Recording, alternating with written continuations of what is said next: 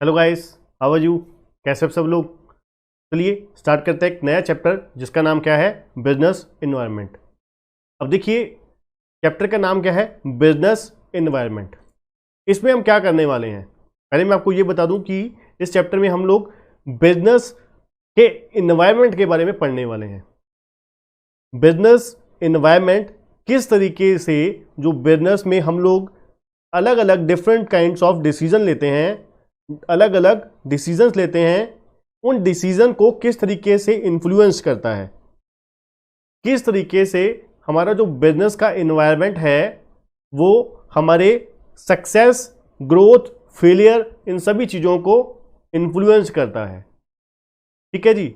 और क्यों हमारा जो बिजनेस इन्वायरमेंट है उसको एनालाइज करना बहुत ज़रूरी है, उसको स्कैन करना बहुत ज़रूरी है, और उसके लिए समय समय पर डिसीजन लेना बहुत ज़रूरी है। राइट। तो बिजनेस इन्वायरमेंट में जाने से पहले मैं अब एक चीज़ आपसे पहले शेयर करना चाहूँगा, डिस्कस करना चाहूँगा कि देखिए हम लोग एज ए ह्यूमन बीइंग हम जो पहचाने जाते हैं, हमारी जो पहचान होती है हमारे इन्वायरमेंट से होती है। ठीक है जी। जैसे कि मान लीजिए एक छोटा बच्चा होता है, अब 2-3 साल तक की उम्र तक वो घर पे ही रहता है, तो उसकी जो सारी की सारी खाने पीने का तरीका, बोलता है 1 साल के बाद बोलना शुरू करता है, ठीक है, खाना पीना, रहना, सब कुछ जो है वो उसकी फैमिली को दर्शाता है। ठीक है जी। फिर उसके बाद धीरे धीरे उसके फ्रेंड्स दोस्त बनते हैं। ठीक है, आगे स्कूल जाता है जहाँ पर एनवायरनमेंट में रहता है, तो वो धीरे धीरे उस तरीके से ढलता जाता है उसमें, और जो बातें हैं और जो हमारे हमारे एनवायरनमेंट के अकॉर्डिंग उस बच्चे में अलग अलग चीज़ें ऐड होती रहती हैं, उसी हिसाब से वो बन जाता है। जैसा उसका कहते हैं ना, जैसी संगत वैसी रंगत, सुना ना ये बात आपने? ठीक है ना, जैसी वो संगति में रहता है वैसी वो रंगत में ढल जाता है। ठीक है जी। तो मतलब क्या है, हमारा एज ए ह्यूमन बीइंग जो हमारा इन्वायरमेंट है हमारे पूरी जिंदगी को बहुत ज़्यादा इन्फ्लुएंस करता है। ठीक है। ऐसे ही जो बिजनेस का इन्वायरमेंट है, ऐसे ही जो बिजनेस का इन्वायरमेंट है, बिजनेस को बहुत बड़े स्तर तक इन्फ्लुएंस करता है, बहुत बड़े लेवल तक बिजनेस को इन्फ्लुएंस करता है। बिजनेस की सक्सेस के लिए, बिजनेस की ग्रोथ के लिए, फेलियर के लिए, हर चीज के लिए बिजनेस एनवायरनमेंट हमें आइडेंटिफाई करना, उसे एनालाइज करना, उसके समय समय पर डिसीजन लेना, एक्शन लेना। देखिए आपने ये तो तय कर दिया कि हम क्या करेंगे, बिजनेस एनवायरनमेंट को क्या करेंगे, एनालाइज करेंगे, स्कैन करेंगे। ठीक है। अब जब तक उसके लिए हम एक्शन नहीं ले लेते तब तक उसका एनालाइज करने का, सिचुएशन को स्कैन करने का फायदा कुछ हुआ ही नहीं, इंफॉर्मेशन इकट्ठी करने का कोई फायदा हुआ ही नहीं। ठीक है ना। तो मतलब क्या है, हमें बिजनेस एनवायरनमेंट को हम लोग किस लिए जानना चाहते हैं, बिजनेस एनवायरनमेंट को हम इसलिए जानना चाहते हैं, इसलिए आइडेंटिफाई करना चाहते हैं क्योंकि हम देखना चाहते हैं तो इन फ्यूचर में जो रिस्क वगैरह आने वाले हैं, एक्सपेक्टेड, प्रोस्पेक्टिव, जो हमें लगता है कि ये रिस्क बन सकते हैं, ये हमारे लिए अपॉर्चुनिटीज बन सकती हैं। ठीक है, ये चीज़ें हमारी बिजनेस को आगे जाके अच्छा बना सकती हैं, ये चीज़ें हमारे बिजनेस को रिस्क डाल सकती हैं। ठीक है, उन चीज़ों को हम लोग क्या करेंगे, इवेल्युएट करेंगे, एनालाइज करेंगे। ठीक है ना। तो इस चैप्टर में इसके रिलेटेड हम बिजनेस एनवायरनमेंट के रिलेटेड ही सभी चीजें पढ़ने वाले हैं, समझने वाले हैं कि किस तरीके से हमारा जो बिजनेस एनवायरनमेंट है कैसे एक बिजनेस ऑर्गेनाइजेशन को, बिजनेस एंटिटी को किस लेवल तक, किस स्तर तक इन्फ्लुएंस करता है। ठीक है जी। तो चलिए स्टार्ट करते हैं। कहते हैं business is created to provide product और सर्विसेज टू द कस्टमर। बिल्कुल ठीक है जी। जो बिजनेस एंटिटी बनाई जाती है किस लिए, प्रोडक्ट और सर्विसेज कस्टमर को प्रोवाइड करने के लिए। If it can conduct its operation effectively, its owner earn a reasonable return on their investment in the firm. बिल्कुल जी, अगर एक बिजनेस इफेक्टिवली काम करे, बिजनेस इफेक्टिवली चले, तो वो अच्छी रिटर्न दे सकता है, अच्छी कमाई दे सकता है बिजनेस के ऑनर्स को, मालिकों को। बिल्कुल ठीक है जी, बहुत सिंपल बात बताई हुई है। In addition it create jobs for the employ. बिल्कुल जी, अब एक बिजनेस एंटिटी चलेगी तो उसमें बहुत सारे लोगों को रोजगार भी तो मिलेगा ना। बिल्कुल ठीक है sir. Thus businesses can be beneficial to a society in various ways. ठीक है जी, जो बिजनेस है वो बहुत तरीके से सोसाइटी को अलग अलग फायदे देता है। बिल्कुल जी, लोगों को रोजगार देता है, ठीक है जी, सोसाइटी को गुड्स और सर्विसेज देता है, ठीक है जी, सही दाम पे, ठीक है, और सरकार को टैक्स देता है, ठीक है जी, और जो इंस्टीट्यूशंस हैं, मान लीजिए बैंकिंग इंस्टीट्यूशंस हैं, उनसे फंडिंग लेकर क्या करता है, उनको इंटरेस्ट वगैरह, उनके लिए भी सोर्स ऑफ अर्निंग क्रिएट करता है। तो मतलब बहुत सारे लोगों के लिए एक बेनिफिशियल एक वे है एक बिजनेस एंटिटी। ठीक है जी, अलग अलग तरीके से फायदे पहुंचाता है सोसाइटी को एक business entity, business organisation. A business और firm is enterprise that provide product और service desired by a customer. बिल्कुल जी, हम लोग कस्टमर की डिजायर के अकॉर्डिंग प्रोडक्ट प्रोवाइड करते हैं ना। ठीक है जी, along with the large well known businesses such as Coca Cola company and IBM, there are many thousand small businesses that provide employment opportunities। ठीक है जी, ये लोग बड़ी बड़ी जो MNC है, बड़ी बड़ी कंपनीज है, ये क्या करती हैं, एम्प्लॉयमेंट प्रोवाइड करती हैं, एम्प्लॉयमेंट अपॉर्चुनिटी प्रोवाइड करती हैं लोगों को, और प्रोड्यूस करती हैं प्रोडक्ट और सर्विसेज जो क्या करती हैं, कस्टमर को सेटिस्फाइड करती हैं। अभी तक ये हमारे दोनों पैराग्राफ में अपने बहुत सिंपल चीज बड़ी, बहुत ही जनरल बात बड़ी कि एक बिजनेस एंटिटी क्या करती है, रोजगार देती है लोगों को, ठीक है जी, कस्टमर को जो उनका डिजायर्ड प्रोडक्ट और सर्विसेज होती है वो प्रोवाइड करती है, जिससे वो सेटिस्फाइड होते हैं। ठीक है जी, और सोसाइटी के लिए और बहुत सारे बेनिफिशियल काम करती है। ठीक है जी, द वर्ड कीप चेंजिंग। बिल्कुल ठीक है जी, जो हमारी दुनिया है वो कॉन्टिन्यूसली लगातार चेंज होती रहती है।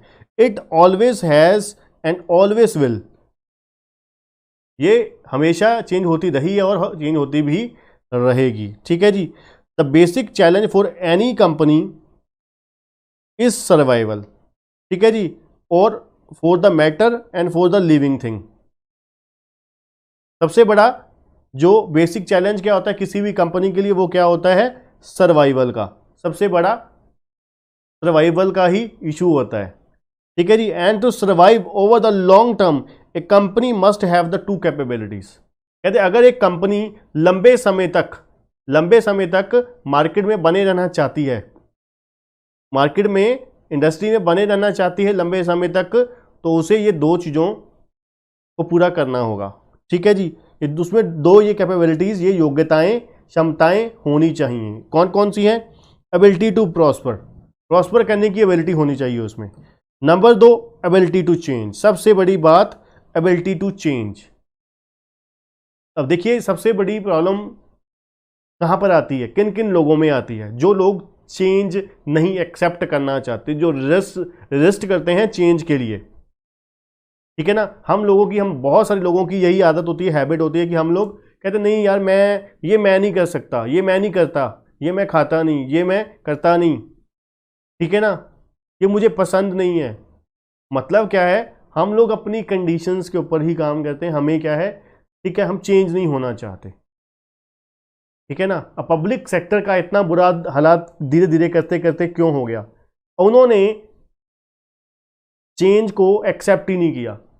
वो लोग क्या है, पुराने तरीके से जो फिजिकल वे में काम चलता है वैसे ही करना चाहते हैं, वो समय के अनुसार चेंज नहीं होना चाहते, बदलना नहीं चाहते, जिसकी वजह से क्या हुआ है, बुरा हाल पब्लिक सेक्टर एंटरप्राइजेस का क्या हुआ है, पूरे तरीके से वो लॉसेज में है। कोई भी सेक्टर उठा के देख लीजिए। ठीक है जी, तो कहते दो कैपेबिलिटीज होनी चाहिए, एबिलिटी टू प्रॉस्पर और चेंज करने की एबिलिटी होनी चाहिए। What is the most surprising is the amount of change going on around us and we notice at the same time how some organisation change very little. अब कहते हैं जो Charles Darwin in the Darwinism में क्या बोलते हैं, Charles Darwin इन Darwinism में वो क्या कहते हैं, it is not the strongest of the species that survive, nor the most intelligent, but the most responsive to change, struggle for existence, survival for the fittest and origin of new species. ठीक है जी, कहते over any time period से 10 years in any geographic region, thousand upon thousands of new organizations are set up, and within the same time frame many thousand are dissolved, mostly small ones but sometimes very large one too. An analysis says approximately 5 lakh new firms are born 5 lakh new firms are born every year across the globe, or 1,30,000 per day. ठीक है जी, and similar number of firms are close as birth and death rate are about equal. ठीक है जी, जितनी firm नई open होती हैं almost उतनी ही बंद होती हैं। ठीक है जी, से 1,30,000 probably terminate trading each day world wide. ठीक है जी, ये मतलब आपको बताया, कोई इंपॉर्टेंट चीज़ नहीं बताई यहाँ पर, हम क्या है सिर्फ एक डेटा सा ही रीड कर रहे हैं। ठीक है, इसलिए मैंने ज़्यादा आपको डीप में जाने की कोशिश नहीं की। ठीक है जी, मीनिंग ऑफ बिजनेस एनवायरनमेंट पे काम की बात करते हैं। ठीक है जी, इंट्रोडक्शन में हुआ, अब आते हैं सबसे इंपॉर्टेंट बात, meaning of business environment. Business environment क्या होता है? Business environment represent all external forces. कहते हैं बिजनेस एनवायरनमेंट क्या है? एक्सटर्नल फोर्सेस, फैक्टर्स और कंडीशंस, सभी एक्सटर्नल फोर्सेस, फैक्टर्स और कंडीशन जो क्या करती हैं, exert some degree of impact on the business decisions, strategies and action taken by the firm. क्या कहते हैं? बिजनेस एनवायरनमेंट क्या है? एक्सटर्नल फोर्सेस है, फैक्टर्स है और कंडीशंस हैं जो क्या करती है, कुछ इंपैक्ट डालती हैं हमारे डिसीजन पर, हमारी कंपनी की बिजनेस एंटिटी की स्ट्रेटजी पर, हम जो एक्शन लेते हैं उसके ऊपर। ठीक है जी, बिजनेस एनवायरनमेंट क्या है? फैक्टर्स हैं, एक्सटर्नल फैक्टर्स हैं, एक्सटर्नल फोर्सेस हैं, फैक्टर्स हैं और क्या है? कंडीशंस हैं। कंडीशंस हैं जो क्या करती हैं, हमारी स्ट्रेटजी के ऊपर, कंपनी की पॉलिसी के ऊपर, कंपनी के डिसीजन के ऊपर, एक्शंस के ऊपर क्या डालती हैं? इन्फ्लुएंस करती हैं। ठीक है जी, जिनकी वजह से मतलब हमारी क्या है, कंपनी की जो स्ट्रेटजी है वो चेंज हो जाती है। इन्वायरमेंट चेंज होता है, कंपनी अपनी पॉलिसी बदल लेती है। ठीक है ना, जैसे मान लीजिए कोई कोल्ड ड्रिंक कंपनी है, तो वो उनकी जो विंटर सीजन के लिए स्ट्रेटजी चेंज हो जाती होगी। गवर्नमेंट ने कोई डिसीजन ले लिया, गवर्नमेंट ने कोई टैक्स के रिलेटेड मान लीजिए कोई डिसीजन लिया, जिससे क्या हुआ, इसके उनके प्रोडक्ट के प्राइसेस जो है वो इन्फ्लुएंस्ड हो गए, उसकी वजह से अब वो क्या करेंगे, अपनी पॉलिसी में, स्ट्रेटजी में चेंज लेकर आएंगे। क्यों?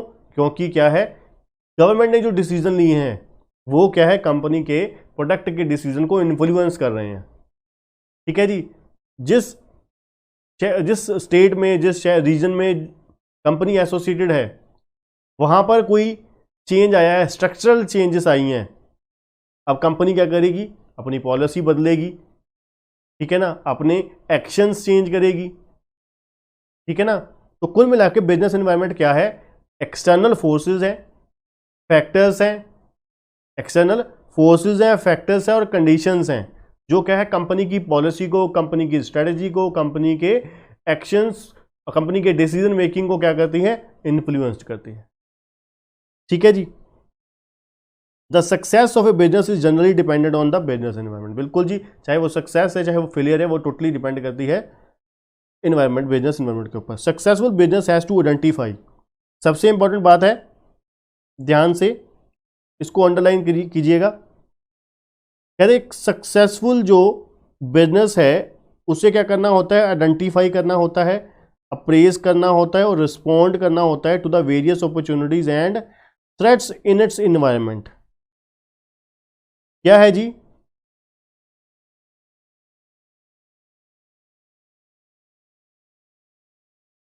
एक सक्सेसफुल बिजनेस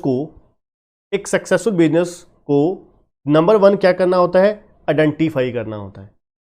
नंबर 2 अप्रेज करना होता है। नंबर 3 रिस्पॉन्ड करना होता है वेरियस अपॉर्चुनिटीज और थ्रेट्स टू इट्स एनवायरनमेंट। अब मैं आपको बड़े ही आसान शब्दों में समझाता हूं कि देखिए, अब हम एक बिजनेस एंटिटी, मान लीजिए हम हैं, ठीक है जी। अब धीरे पहले हम क्या करते थे? Online face to face classes देते थे, ठीक है, just like other coaching institutes, ठीक है। कुछ साल पहले सिर्फ और सिर्फ फेस टू फेस क्लासेस देते थे, ठीक है। फिर हमने देखा कि जो इंटरेस्ट है बच्चों का, जो रुझान है, वो ऑनलाइन क्लासेस की तरफ धीरे धीरे, जब से जियो का अपना नेटवर्क, जियो की कंपनी आई, ठीक है, टेलीकॉम सेक्टर में, तब से जो डिजिटलाइजेशन का जो जमाना है बहुत तेजी से चेंज हुआ। इंडिया में जो लोग इंटरनेट बहुत तेजी से यूज करने लगे, ठीक है जी, जिसकी वजह से क्या हुआ, जो कोचिंग से इंडस्ट्री में भी एक बहुत बड़ा बदलाव आया, ठीक है जी। तो हमने सबसे पहले क्या किया? आइडेंटिफाई किया कि क्या वाकई जियो के आने से कुछ हमारी कोचिंग इंडस्ट्री में भी प्रभाव आएगा, कोई फर्क आएगा। दूसरा, फिर अप्रेज किया कि हाँ किस लेवल तक आएगा, उसको माना, एक्सेप्ट किया कि हाँ ये एक्चुअल में वाकई इस लेवल तक आ सकता है। तो उसको हमने क्या किया? रिस्पॉन्ड किया कि हमने क्या किया, धीरे धीरे साथ साथ ऑनलाइन क्लासेस भी स्टार्ट कर दी, ठीक है जी। जैसे कि आपको पता है, हम लोग पिछले 3 सालों से ऑनलाइन क्लासेस, 3 से 4 सालों से ऑनलाइन क्लासेस भी फेस टू फेस के साथ आपको फुल प्रोवाइड करते हैं, ठीक है जी, ऑल ओवर इंडिया, ठीक है जी। और क्या किया? एनवायरनमेंट, अब जो हमारे एनवायरनमेंट के अपॉर्चुनिटीज और थ्रेट्स थे, उसको हमने क्या किया? जवाब दिया, हमने उसको अडेप्ट किया, ठीक है जी। तो मतलब क्या है, कुल मिला के आपको समरी करके बताता हूं, समराइज करके, कि सक्सेसफुल बिजनेस, अगर एक आप सक्सेसफुल बिजनेसमैन बनना चाहते हो तो आपको क्या करना होगा? नंबर 1 आइडेंटिफाई करना होगा, नंबर 2 अप्रेज करना होगा, नंबर 3 रिस्पॉन्स करना होगा। आइडेंटिफाई करना होगा, अप्रेज करना होगा, रिस्पॉन्ड करना होगा, इसको वेरियस अपॉर्चुनिटीज एंड थ्रेट्स। जो बिजनेस की अपॉर्चुनिटीज आएंगी तो अपॉर्चुनिटीज फटाफट ग्रैब कीजिए, थ्रेट्स आएंगे उसको क्या है, रिस्क को मिनिमम करके अपने लॉसेस को मिनिमम करने की कोशिश करिए, ठीक है ना। रिस्पॉन्ड करिए और लॉस को मिनिमम करने की कोशिश करिए, ठीक है जी। To be successful the business has to not only recognise different elements of its own environment, but also respect or adapt and manage and influence them। बहुत अच्छी बात लिखी हुई है, ध्यान से देखिए। सक्सेसफुल होने के लिए बिजनेस, कहते हैं, business has to not only recognise different elements of its own environment. कहते हैं हमें सिर्फ अपने एनवायरमेंट को ही एलिमेंट ऑफ ओन एनवायरमेंट को ही रिकॉग्नाइज नहीं करना, बट ऑल्सो रिस्पेक्ट और अडेप्ट करना है और मैनेज करना है, और एंड इन्फ्लुएंस देम, ठीक है ना। बट ऑल्सो रिस्पेक्ट करनी है, खाली हमें क्या करना है? एनवायरमेंट को सिर्फ रिकॉग्नाइज नहीं करना। अगर आप सिर्फ ये देख के बैठ जाओ, ये सोच के बैठ जाओ कि हाँ मेरे एग्जाम में यार ये मेरी कमियां हैं।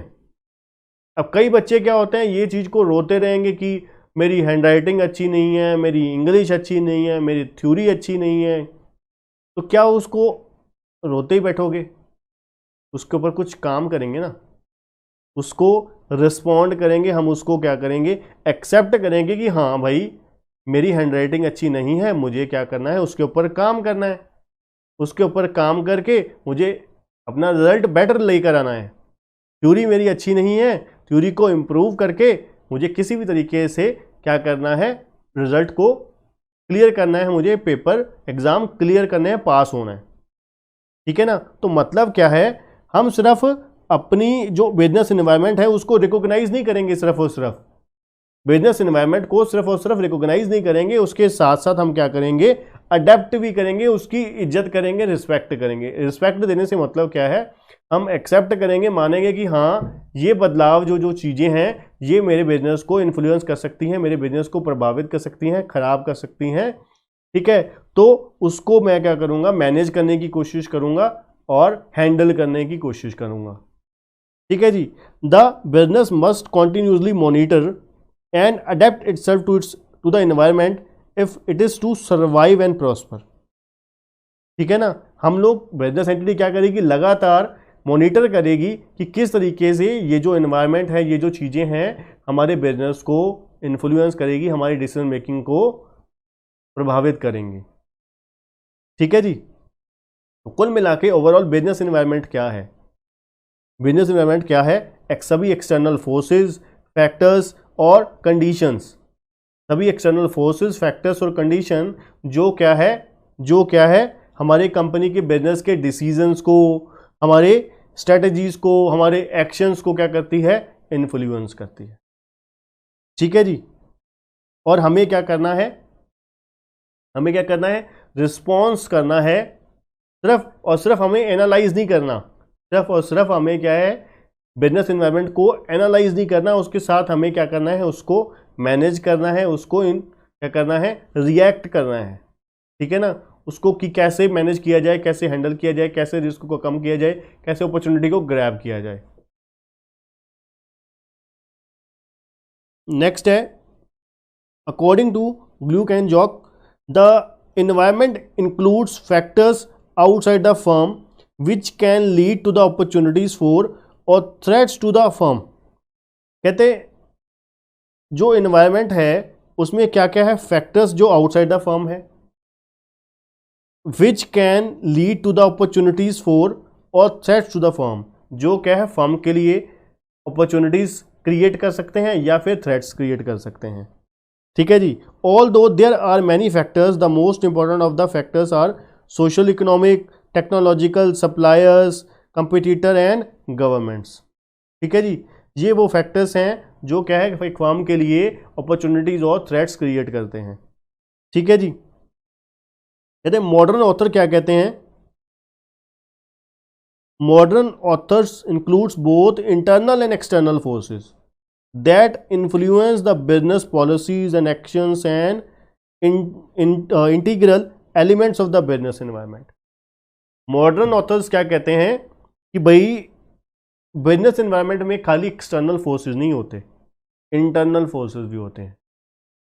इंटरनल, सिर्फ एक्सटर्नल फोर्सेस नहीं होते, इंटरनल फोर्सेस भी होते हैं। मतलब जो within the business organisation factors हैं वो भी बिजनेस की सक्सेस को इन्फ्लुएंस करते हैं, उससे भी हमारा जो बिजनेस एंटिटी का सक्सेस है वो मैटर करता है।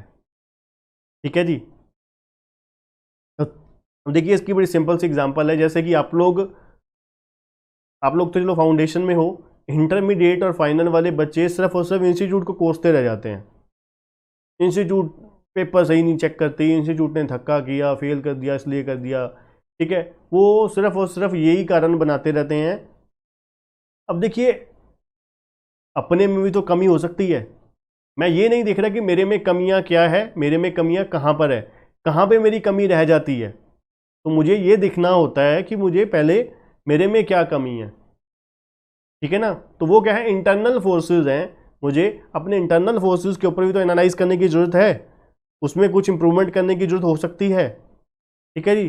दैट आर इंटरनल फोर्सेस, जो क्या है हमारे with in the business entity जो फोर्सेस हैं वो जो इन्फ्लुएंस करते हैं हमारी बिजनेस ऑर्गेनाइजेशन को, हमारी सक्सेस को, हमारे आगे बिजनेस एंटिटी के बढ़ने को।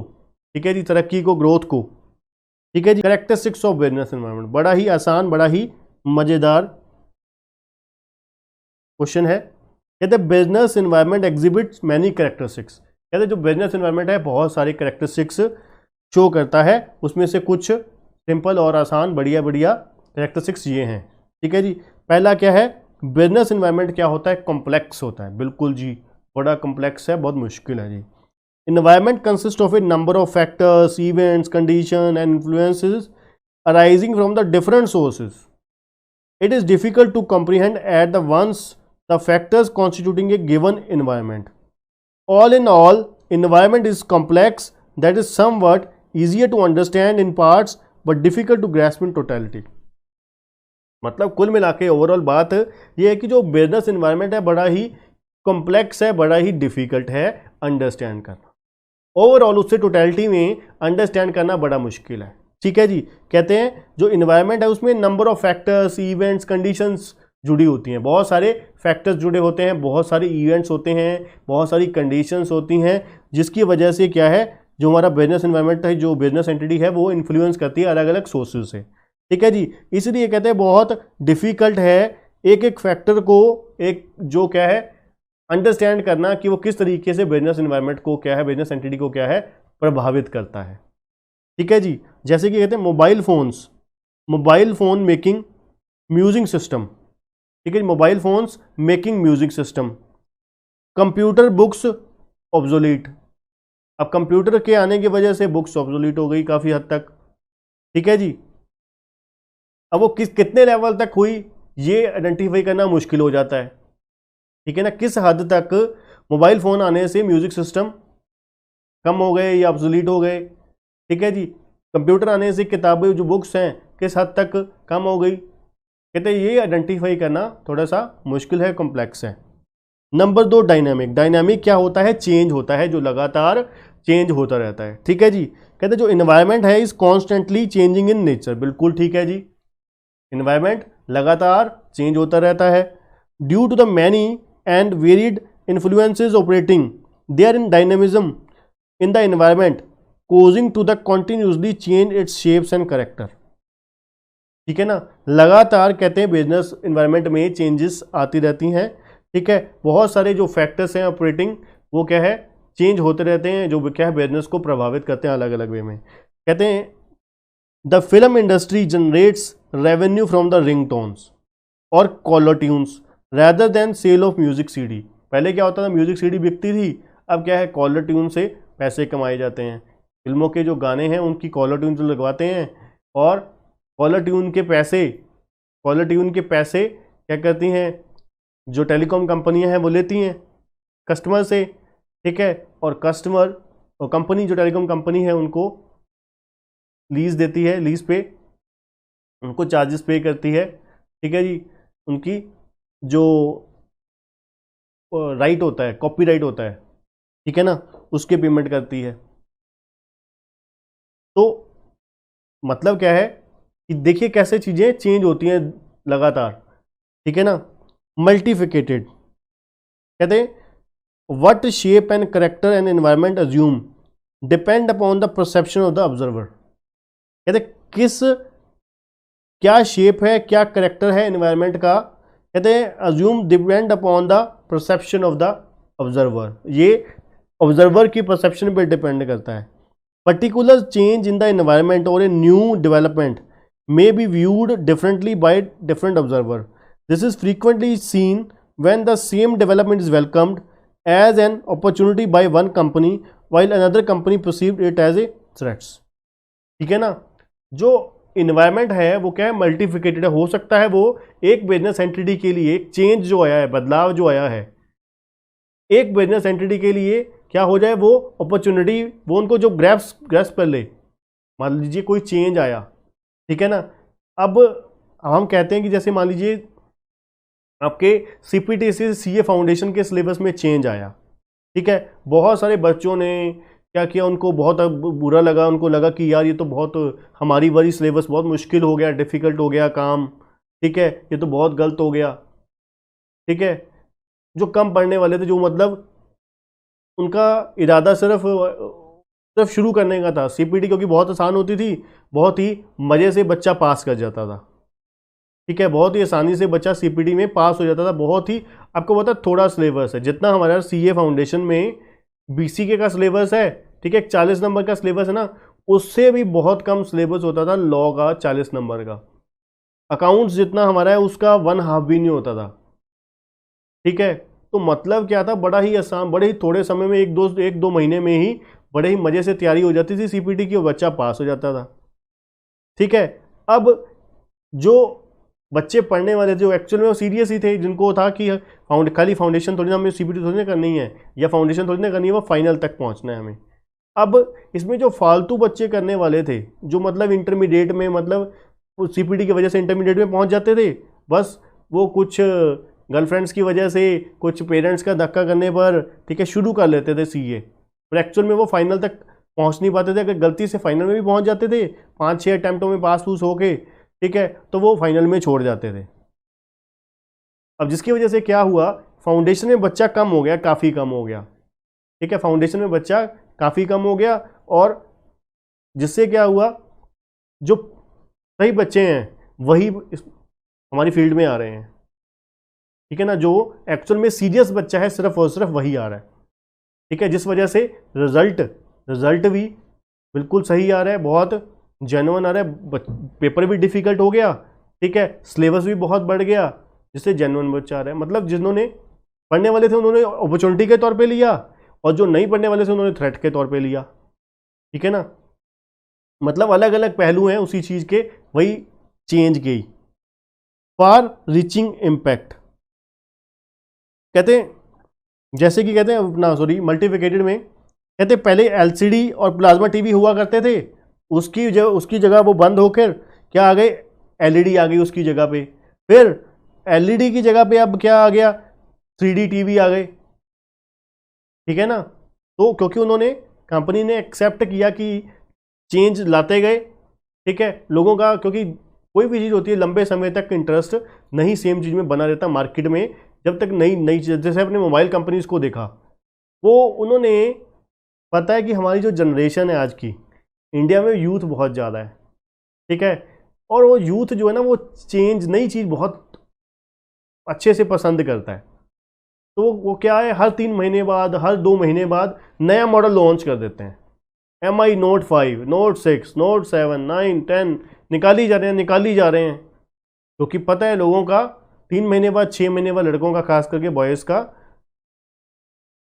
टेस्ट चेंज हो जाता है जी। ठीक है जी, उनको लगता है कि ये नए फीचर, दो फीचर, सैमसंग का तो ये होता था, एक फीचर नया लेकर आए, एक्स्ट्रा डाला, मॉडल नया निकाल दिया, 2 फीचर एक्स्ट्रा निकाले, नया मॉडल निकाल दिया जी।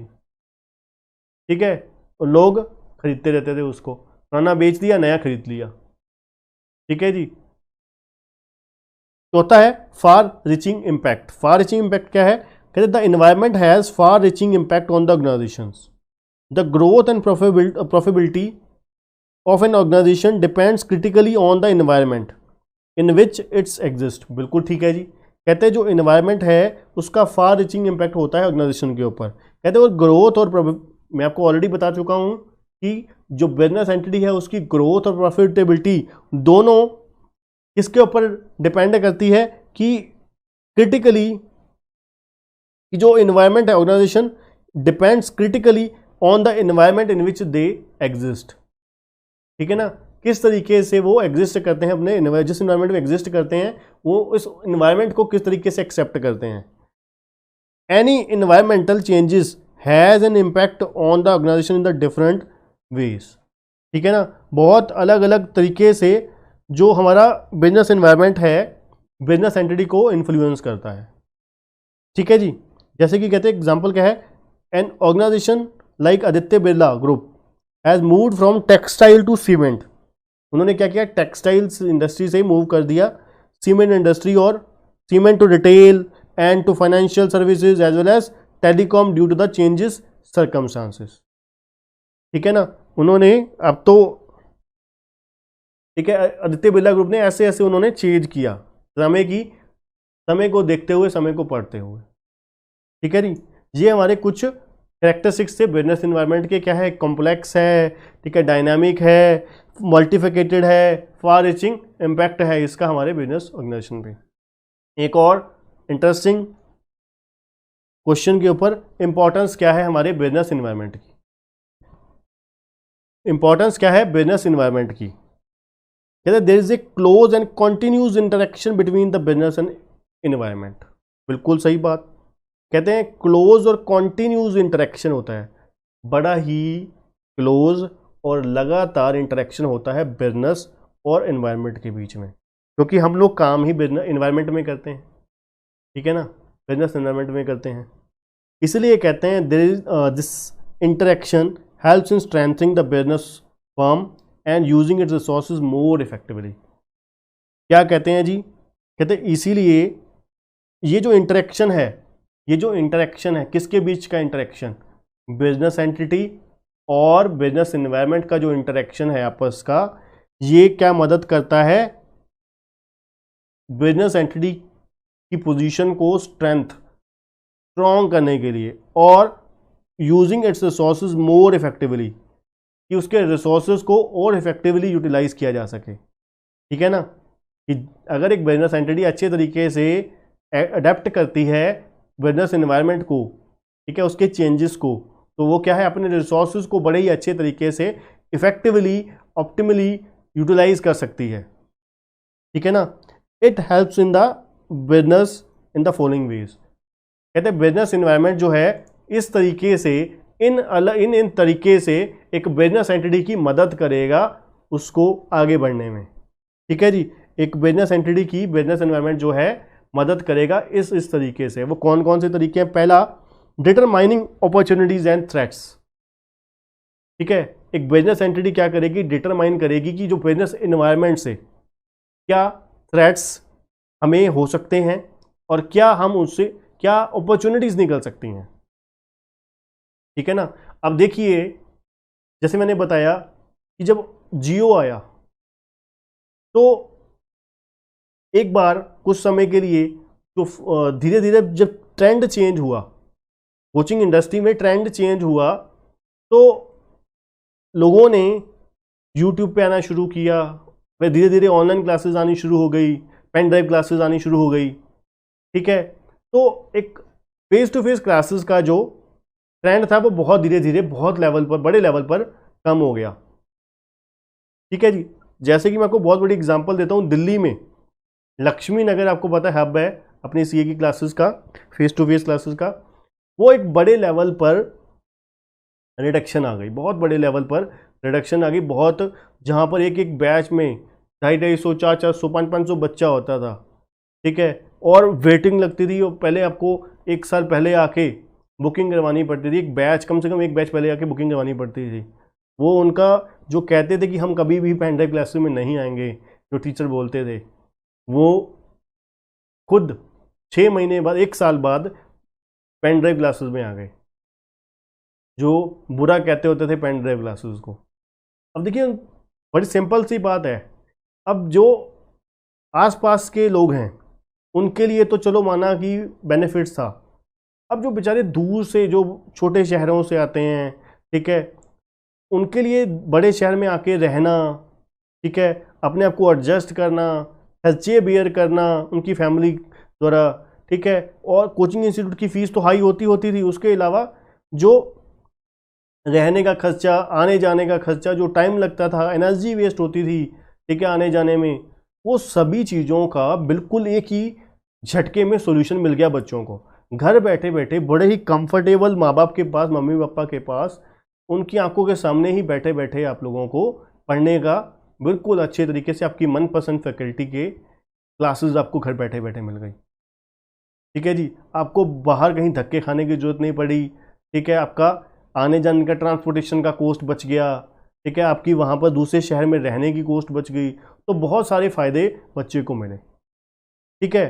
तो वहाँ पर जो कोचिंग इंस्टीट्यूट्स ने, हमारे जैसे कोचिंग इंस्टीट्यूट ने, जिन्होंने ये जो एनवायरनमेंट चेंज हो रहा था उसको अडेप्ट कर लिया, उनके लिए तो ये अपॉर्चुनिटी बन गया। ये जो चेंज था, एनवायरनमेंट में चेंज था, वो उनके लिए क्या बन गया? अपॉर्चुनिटी बन गया।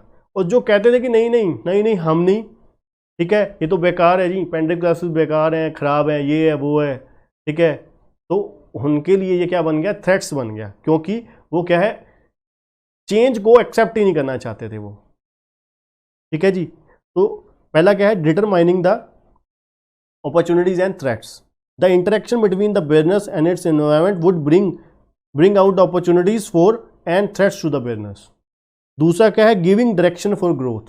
कहते जो इंटरेक्शन विद द एनवायरमेंट है, enable the business to identify the areas for growth and expansion of their activities. ये क्या है, आपको डायरेक्शन देता है, बिजनेस एनवायरमेंट जो है वो आपको डायरेक्शन देता है कि आपको किस एक्टिविटी के लिए, किस एरिया के लिए आपको ग्रोथ करनी है और एक्सपेंशन कौन सी एक्टिविटी में करनी है।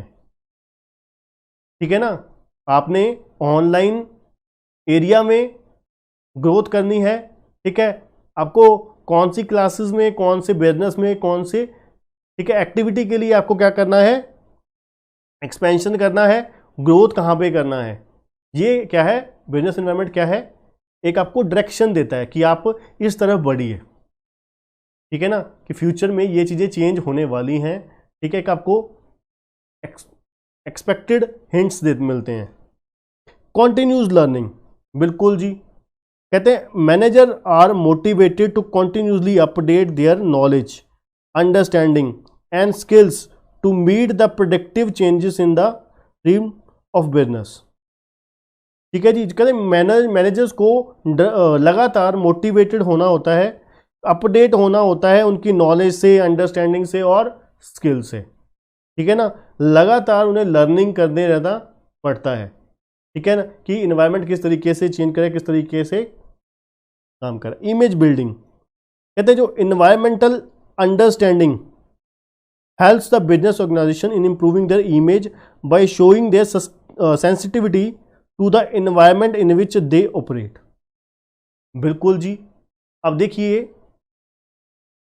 अब एक बिजनेस एंटिटी मार्केट में चेंजेस है, इन्वायरमेंट में लोगों के जो काम करने का तरीका था, लोगों की जो रहने सहने का तरीका था, लोगों का वर्किंग स्टाइल था, वो चेंज, उसमें चेंज आया। उसमें चेंज की वजह से लोगों ने क्या, बिजनेस एंटिटी ने क्या किया, उस चेंज को समझा और उसको अडेप्ट कर लिया, इंस्टेंटली, इमीडिएटली अडेप्ट कर लिया। ठीक है, कहते ये चीज़ क्या दर्शाती है, ये चीज़ क्या दर्शाती है, ये चीज़ दर्शाती है कि हम लोग अपने कस्टमर के, अपने बिजनेस के टुवर्ड्स सीरियस हैं। ठीक है ना, कि हम लोग क्या है, सेंसिटिव हैं, हमारी ये सेंसिटिविटी शो करती है कि भाई हम लोग कितने के सीरियस हैं अपने कस्टमर के टुवर्ड्स, अपने बिजनेस के टुवर्ड्स, अपने कितने के हम कमिटेड हैं। ठीक है ना, आप लोगों के टुवर्ड्स कितने के कमिटेड हैं। ठीक है, to the environment in which they operate. For example, in a view of the shortage of power, many companies have set up captive power plants in their factories to meet their own requirement of power. ठीक है ना, उन्होंने क्या किया, अपने power plant लगा लिए, क्यों, किसके लिए, बिजली की पूरी पूर्ति करने के लिए। ठीक है जी, तो वो चीज़ दर्शाती है कि किस कंपनी किस तरीके से, किस लेवल पर सीरियस है अपने कस्टमर के लिए। ठीक है ना, मीटिंग कंपटीशन, सबसे बड़ी बात, कहते हैं जो जब हम बिजनेस एनवायरनमेंट को अंडरस्टैंड करते हैं, एनालाइज करते हैं, रीड करते हैं, वो क्या है, हमें कंपिटिटिव एडवांटेज प्रोवाइड करता है। ठीक है ना, हमारी जो कंपिटिटिव पावर है, अपने कंपिटिटर के अगेंस्ट हमारी एक पोजीशन है, वो स्ट्रॉन्ग कर देता है। It helps the firm to analyse the competitor strategies and formulate their own strategies accordingly. ठीक है ना, कहते हैं जो बिजनेस एनवायरनमेंट है, ये मदद करता है फर्म को एनालाइज करने के लिए कि कंपिटिटर की क्या स्ट्रेटजी है, क्योंकि हम इन्वायरमेंट को, मार्केट को स्कैन करते हैं ना, मार्केट में हमारे कंपटीटर भी आता है, तो उसकी स्ट्रेटजीज को हम स्कैन करेंगे और अपनी भी फॉर्मुलेट करेंगे देयर ओन स्ट्रेटजीज अकॉर्डिंगली। उसके हिसाब से अब हमारा कंपटीटर क्या स्ट्रेटजी फॉलो कर रहा है, क्या तरीका अपना रहा है, उसको हम क्या करेंगे, उसको देखते हुए अपनी स्ट्रेटजी चेंज करेंगे, उसके हिसाब से स्ट्रेटजी बनाएंगे अपनी। ठीक है ना, तो ये हमारे इंपॉर्टेंस थे बिजनेस एनवायरनमेंट की।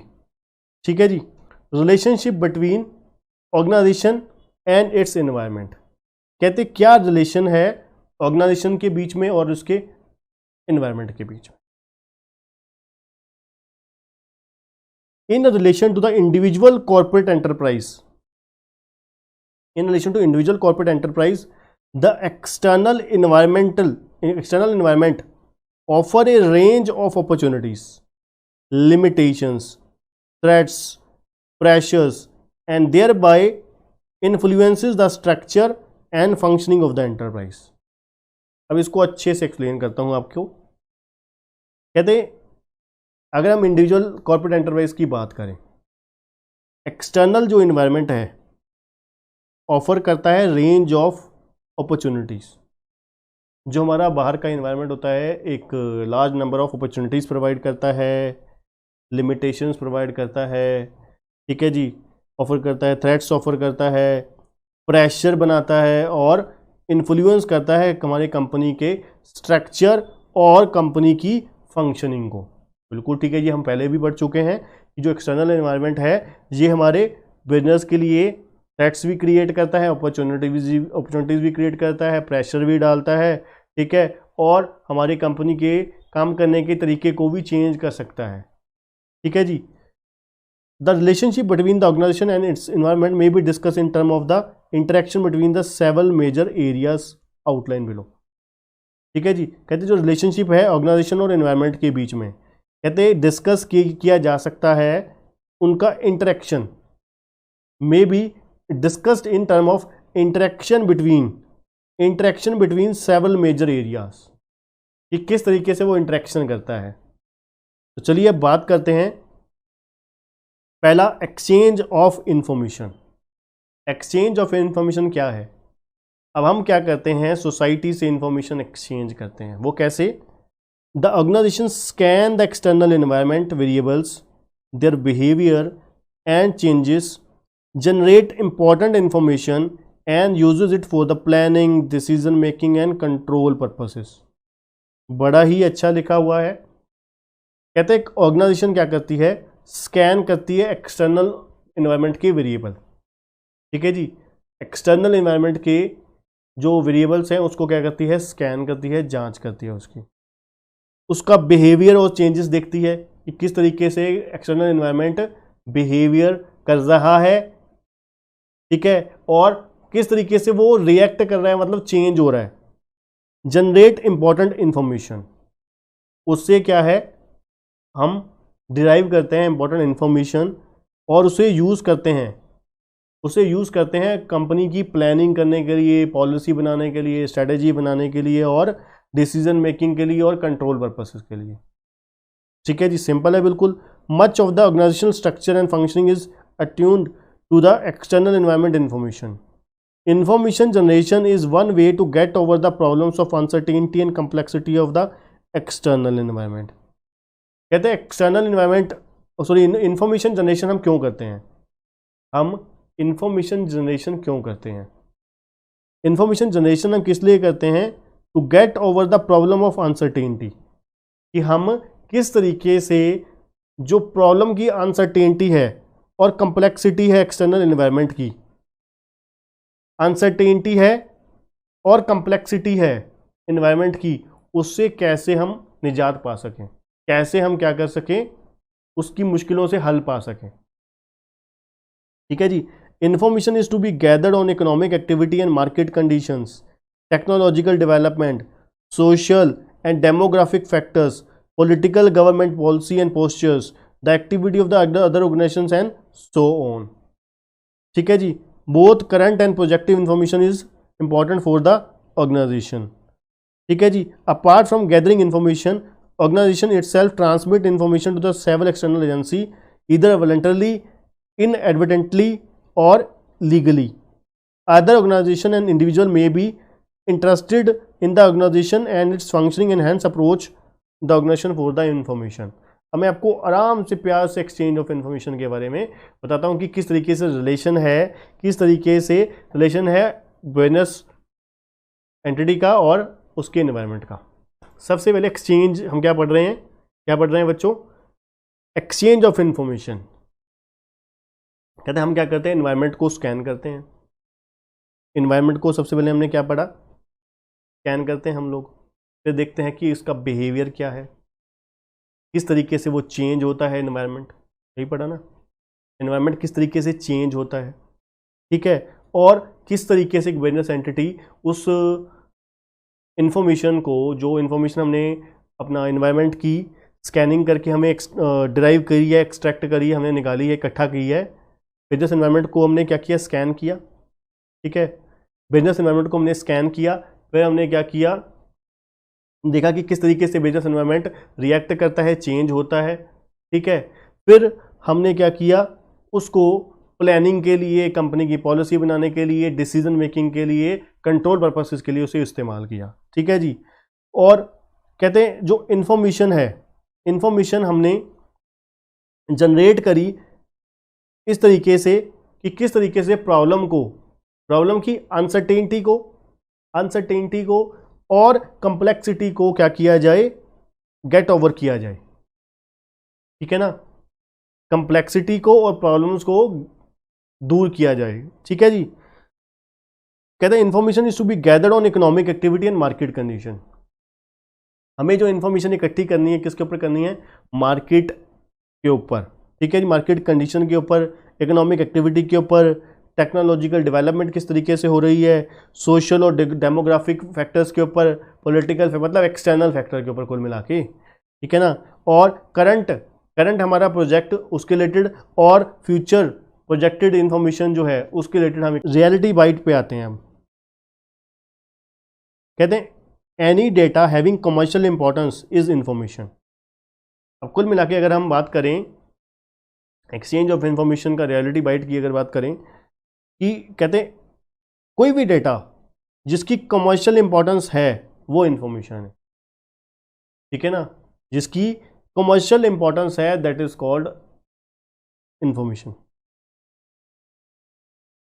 For example changes in the environment government law for the new vehicles engine norm is data for a biscuit manufacturer but an information for the automobile manufacturer, ठीक है ना। अब चेंज किसके लिए आया है, गवर्नमेंट लॉ में चेंज आया है नए व्हीकल के रिगार्डिंग।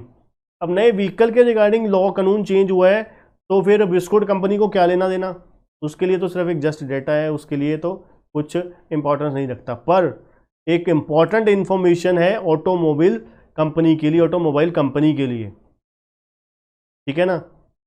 तो पहला क्या था, एक्सचेंज ऑफ इंफॉर्मेशन। दूसरा एक्सचेंज ऑफ रिसोर्सेस। कहते हैं ऑर्गेनाइजेशन क्या करती है, रिसीव करती है इनपुट्स। अब इनपुट्स में क्या क्या आते हैं, एक बिजनेस एंटिटी क्या करती है, इनपुट्स रिसीव करती है। अब इनपुट्स में कौन कौन सी चीज़ें आती हैं, बहुत सारी, मटेरियल है, फाइनेंस है, लेबर है, इक्विपमेंट्स, मशीनरी वगैरह है, ठीक है, from the external environment through the contractual और अदर अरेंजमेंट में। सिंपल है जी, ठीक है। हम लोग क्या करते हैं, बहुत सारे इनपुट्स रिसोर्सेज लेते हैं सोसाइटी से, एक्सटर्नल फैक्टर्स, एक्सटर्नल रिसोर्सेज लेते हैं, ठीक है जी। The resources are often categorise at 5 M's, ठीक है जी। अब जो एक्सटर्नल रिसोर्सेज होते हैं उसको हमने 5 M में बांटा है। M पहला, M for man, M for material, M for machine, M for money और M फॉर मेथड, ठीक है जी। It sustain itself by employing the above inputs for evolving और producing the output of the product and service, ठीक है जी। ये हम सारे इनपुट्स किस लिए इस्तेमाल करते हैं, प्रोडक्ट की आउटपुट निकालने के लिए। Organisation interacts with the factors market for the purpose of getting its input. कहते हैं ऑर्गेनाइजेशन क्या करता है, इंटरेक्ट करता है फैक्टर्स मार्केट के of getting its inputs. It compete sometime and elaborate sometime with other organisation in the process of ensuring a consistent supply of inputs, ठीक है ना। हम ऑर्गेनाइजेशन जो है इंटरेक्ट करते हैं मार्केट के फैक्टर्स के साथ, किस लिए कि भाई हमें जो सप्लाई है वो कॉन्टीन्यूस सप्लाई हो, वो एक कंसिस्टेंट सप्लाई प्रोवाइड हो इनपुट्स की। Organisation is depend on the external environment for the disposal of output to the product and service to the wide range of clientage. अब देखिए हम लोग क्या करते हैं, सोसाइटी से इन्फो इनपुट्स लेते हैं और उनको आउटपुट देते हैं, ठीक है ना। कहते हैं organisation is dependent on the external environment. अब हम एक्सटर्नल एनवायरनमेंट के ऊपर डिपेंडेंट है, किसके लिए, इनपुट के लिए भी और आउटपुट के लिए भी। आउटपुट भी तो किसको बेचनी है, हमने सोसाइटी को ही बेचनी है ना, देनी है। This is also interaction process. इसी को क्या बोलते हैं, इंटरेक्शन प्रोसेस बोलते हैं। Perceiving the needs of the external environment and catering to them, satisfying the expectation and demands of the clientele groups. ठीक है जी, जैसे कि कहते हैं customer, employees, shareholder, suppliers, local community, general public and so on. ठीक है ना। तो कहते हैं एक्सचेंज ऑफ रिसोर्सेज में क्या है, हम लोग क्या करते हैं, इनपुट्स लेते हैं सोसाइटी से और आउटपुट भी सोसाइटी को ही देते हैं। ठीक है जी। Exchange of influence and power, exchange of influence and power, कहते हैं another area of organisational environmental interaction is the exchange of power and influence. External environment hold considerable power over the organization, both by the virtue of its more inclusive as also by the virtue of command over resources, information and other inputs। ठीक है जी। कहते हैं external environment क्या करता है, considerable power hold करता है किसी भी ऑर्गेनाइजेशन में, by virtue of its more inclusive as by virtue of its command over resources, information and inputs, other inputs. It offers a range of opportunities, incentives and rewards on the one hand, and एक तरफ वो क्या है, अलग अलग बहुत सारे incentives, rewards और benefits, ठीक है, opportunities देती है। दूसरी तरफ क्या है, कुछ constraints भी हैं इसके, जैसे कि threats हैं, restriction है। ठीक है जी। और in both ways the organization is conditioned and constrained। कहते हैं external environment is also in a position to impose its will over the organization and can force to fall in line. Sometimes organizations are also in the position to wield considerable power and influence over the sum of the element of the external environment by the virtue of command over the resources and information। बहुत ही simple तरीके में आपको बताता हूँ, एक reality bite पढ़ लेते हैं, फिर उसके बाद आपको एक समरी देता हूँ। ठीक है, रियलिटी बाइट क्या है, कहते हैं FMCG कंपनी पतंजलि जो है, ठीक है जी, एंडोर्स बाय किसके है, बाबा रामदेव है, is now a big player in the industry, बिल्कुल ठीक है जी, and giving a tough competition to the well establish FMCG players. ठीक है जी, HUL को, गोदरेज को, डाबर को, P&G को और बहुत सारी कंपनी जो है FMCG को, उनको बहुत तगड़ा कंपटीशन दे रही है, बिल्कुल आपको भी पता ही है जी।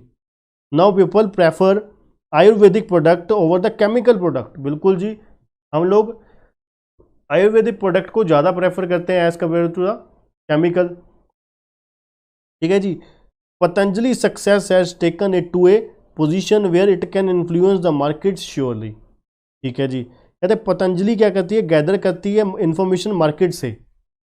अब पतंजलि क्या करती है, इंफॉर्मेशन गैदर करती है मार्केट से, कंपिटिटर से, about the public preferences and demands. उसको पता लग जाता है कि किस कंपनी के प्रोडक्ट की कौन से की कितनी कितनी डिमांड है।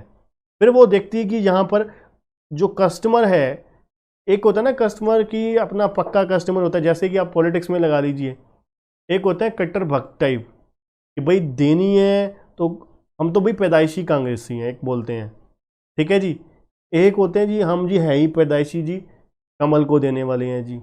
एक होते हैं जी हमारे जैसे, सच्चाई बताएं भाई, जो हमें पार्टी अच्छी लगेगी हम कैंडिडेट को देखकर वोट करते हैं।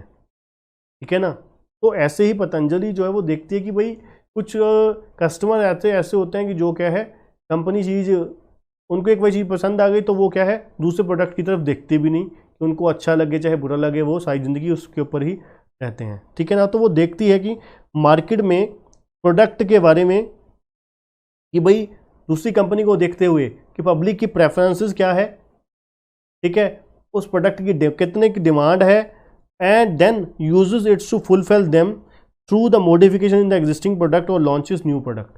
तो वो पतंजलि क्या करती है अपने, अब वो देखती है कि भाई मार्केट की डिमांड देखते हुए, कस्टमर की रिक्वायरमेंट को देखते हुए अपने एग्जिस्टिंग प्रोडक्ट में या फिर वो मॉडिफिकेशन करती है, या तो फिर क्या है नए प्रोडक्ट लॉन्च कर देती है कस्टमर की रिक्वायरमेंट्स को, नीड्स को फुलफिल करने के लिए। ठीक है ना। तो ये उनका एक तरीका होता है, एक बिजनेस को, एनवायरनमेंट को देखते हुए, बिजनेस एनवायरनमेंट को, एटमॉस्फेयर को देखते हुए वो क्या करते हैं, अपनी बिजनेस को, अपने काम करने के तरीके को क्या करते हैं, वो एनवायरनमेंट को देखते हुए वो क्या करते हैं, अपने आप को चेंज कर लेते हैं। ठीक है, जिससे क्या है वो एक सक्सेस की तरफ, क्योंकि उन्होंने कस्टमर ओरिएंटेड अप्रोच फॉलो करी। ठीक है जी।